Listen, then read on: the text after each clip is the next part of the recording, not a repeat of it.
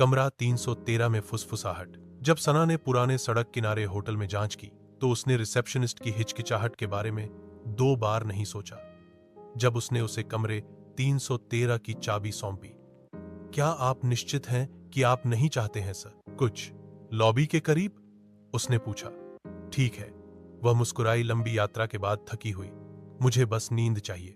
उसके कमरे का गलियारा लंबा और शांत था, जिसमें पीला वॉलपेपर उतर रहा था। In strips.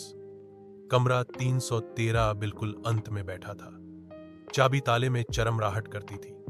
जैसे ही वह अंदर गई, एक ठंडी हवा उसके गालों को छू गई। हालांकि कोई खिड़की खुली नहीं थी। कमरा सामान्य लग रहा था, लेकिन पुराना, जैसे कि यह नहीं रहा था। वर्षों में छुआ नहीं गया। लाल पोशाक में एक छोटी लड़की की एक अकेली पेंटिंग बिस्तर के ऊपर लटकी हुई थी।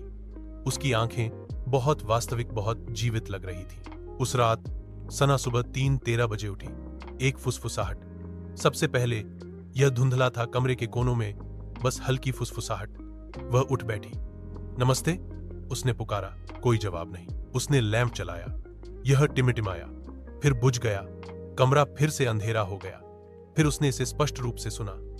बाहर निकलो। वह फुसफुसाहट उसके पीछे से आई। दिल तेजी से धड़क रहा था। उसने मुड़कर देखा, लेकिन वहां कोई नहीं था। चित्र, हालांकि अलग था। लाल कपड़े वाली लड़की जा चुकी थी। फ्रेम खाली लटका हुआ था, केवल पृष्ठभूमि बची हुई थी। जी।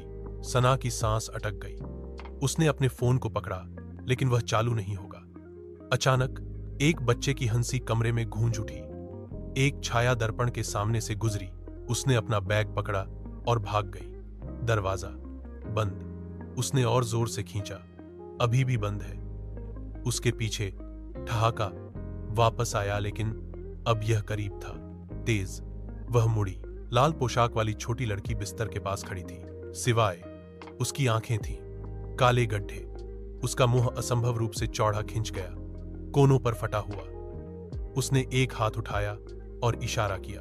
तुम्हें जाने के लिए कहा गया था। कमरा हिलने लगा। ऊपर की बत्तियां चमक उठीं और फट गईं।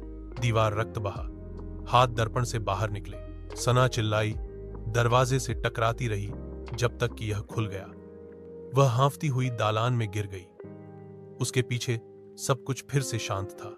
कमरा 313 का दरवाजा धीरे से बंद हो गया और खुद ही बंद हो गया। जब रिसेप्शनिस्ट ने उसे नीचे पाया तो वह कांप रही थी, बोल नहीं पा रही थी। उसने नहीं पूछा कि क्या हुआ, बस दुख से सिर हिलाया। तुम नहीं हो पहला, उसने फुसफुसाया, लेकिन तुम भाग्यशाली हो। ज्यादातर लोग इसे बाहर नहीं निकाल पाते। उसने उसे एक कप चाय दी और कमरे 313 की चाबी वापस दराज में फेंक दी।